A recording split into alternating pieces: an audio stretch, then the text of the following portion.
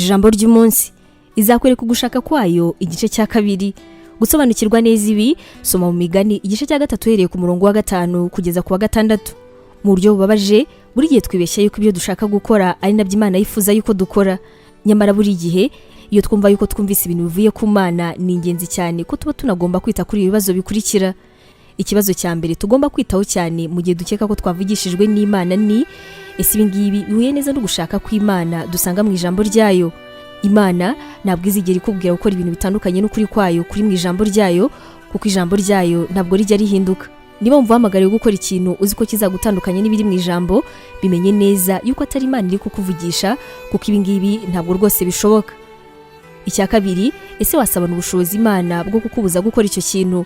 Niba wumva utabasha gusaba Imana kukubuza gukora cya kintu washakaga gukora, ariko kandi uri no kugishidikanyaho, ni ikindi kimenyetso ko ibi ngibi bitari kuva ku ijambo ryayo. Ntabwo tugomba kugira ubwoba bwo guhamagara Imana mu bihe nk'ibi ngibi byo gushidikanya, kubera yuko Imana niyo yonyine izadufasha kandi neza. Icya gatatu, ese ibi bintu ubundi biri mu bwenge? Imana nta na rimwe igituma twe nk'abana bayo dukora ibintu by'ubucucu. Mu gihe cyose ubona muri ibi bintu rero harimo ibidasobanutse, menya yuko atari biri kuva ku Mana. Icya kane, ese ibintu bijyanye n'ishusho y'umukristo ndiwe kuri uyu munsi? Turi abana b'Imana bahora bagarurwa n'urukundo rwa Kristo.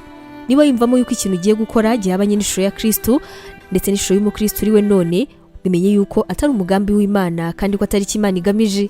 Imana ntabwo yadusize twenyine muri aya makuba ya hano ku isi, ahubwo binyuze mu mwuka wera wayo utuma tubasha kumva ndetse tukaramenya ugushaka kwayo. Mbere kwihutira ibintu rero, banza umenye neza ko ari ubutumwa buvuye ku Mana. Ubu butumwa mwabuteguriye kandi mwabugezwagaho na Nibintije Evangelical Ministries International, ari mu magambo ahinnye izwi nka NEMI. Tangirana umunsi wawe n'ibyishimo watewe n'ijambo ry'Imana, ukora subscribe hano kuri NEMI TV. Biroroshye cyane, ni ugukanda kuri ako kantu k'umutuku ubona, ubundi ikintu cyose dushyizeho ukaba uwa mbere kukireba. Ntugacikwe n'ijambo ry'Imana tukugezaho umunsi ku munsi, komeza ubane natwe. Waba utekereza ko wahamagariwe gukora umurimo w'Imana? Wifuza inyigisho zacu se zisohoka buri munsi zagufasha mu buzima bwawe, cyane cyane zigukomeza mu bibazo? Umva wifuza kwiga ibijyanye na teolojiya, ukamenya ijambo ry'Imana, intwaro yagufasha mu buzima? Duhereye kuri iki kibazo cya nyuma, niba igisubizo cyawe ari yego, ngufitiye inkuru nziza cyane. Iyi nkuru nuko tugufitiye ishuri rya teolojiya kandi wigira ku buntu. Mu ishuri ryacu harimo porogaramu zitandukanye zirimo nka pastoral studies, aribwo buryo wakwiga kuba umuvugabutumwa mwiza cyane.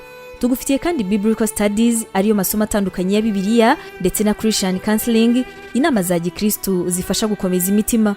Kugira ngo usobanukirwe biruseho, wasura urubuga rwacu arirwo wa@NEMIBibleInstitute.com, cyangwa se nanone ukaba watwandikira kuri WhatsApp kuri izi nimero 141 232 650 wanatwandikira kandi kuri email yacu ariyo nemevangelism@yahoo.com.